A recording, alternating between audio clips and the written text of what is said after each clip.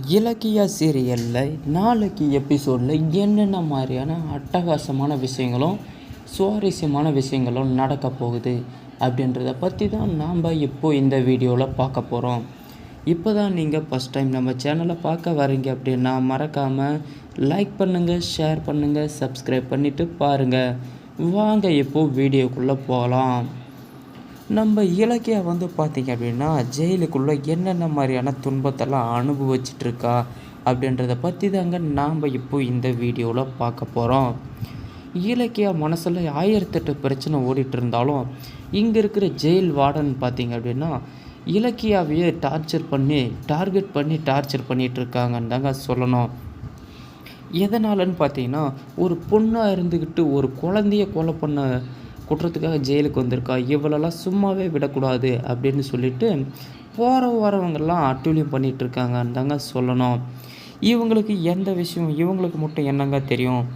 முழு உண்மையை தெரிஞ்சாக்க இலக்கியா கிட்ட அந்த மாதிரி நடந்துக்க மாட்டாங்க. இலக்கிய பார்த்திங்க அப்படின்னா சோகத்தில் ஒரு மரத்தடியில் உட்காந்துட்ருக்காங்க. இந்த சமயத்தில் அந்த ஜெயிலுடைய லேடி வார்டன் பார்த்திங்க அப்படின்னா ரவுண்ட்ஸ் வராங்க.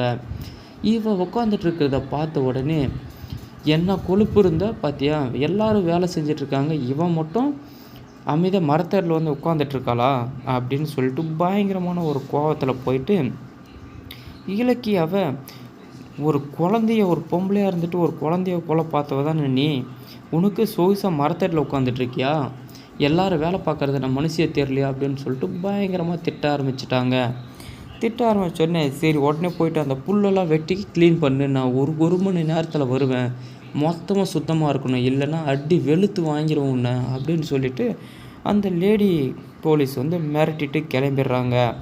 அதுக்கப்புறமா பார்த்தா அந்தான இருக்கிற லேடி போலீஸ்கிட்ட போய் கேட்குறாங்க, இதுதான் வேலை செய்கிறவங்கள பார்த்துக்கிற லட்சணமாக இது, என்ன பண்ணிகிட்ருக்க நீ, அரட்டை அடிச்சுட்டு உட்காந்துட்ருக்கியா அப்படின்னு சொல்லிட்டு அந்த போலீஸும் ஒரு ஏறுன்னு ஏறுறாங்க.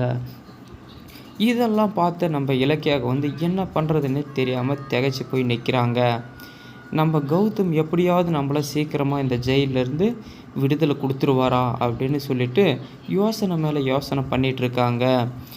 மறுபடியும் இதே மாதிரி உட்காந்துட்டு யோசிச்சுட்ருக்கதை பார்த்த உடனே அந்த லேடி போலீஸ் பார்த்திங்க அப்படின்னா ஜெயிலரு லட்டி எடுத்துகிட்டு ஒரு தட்டிடுறாங்க. இப்போ தான் சொல்லிட்டு போனால் மறுபடியும் உன் வேலையை நீ காட்ட ஆரம்பிச்சிட்டியா, உன்னை இதுக்கு மேலே இங்கெல்லாம் வச்சு வைக்க மாட்டேன், சொல்கிறத வேலையை செஞ்சுட்டு போகிற மாதிரி இருந்தால் பாரு, இல்லைன்னா தூக்கின்னு போய் அடி வெளுத்து வாங்கிடும் அப்படின்னு சொல்லிட்டு மறுபடியும் ஒரு வார்னிங்கை கொடுத்துட்டு கிளம்பி போயிடுறாங்க. இதுக்கப்புறம் என்னென்ன மாதிரியான சுவாரஸ்யமான விஷயங்கள்லாம் நடக்க போகுதுன்றதை அடுத்தடுத்த வீடியோவில் பார்ப்போம்.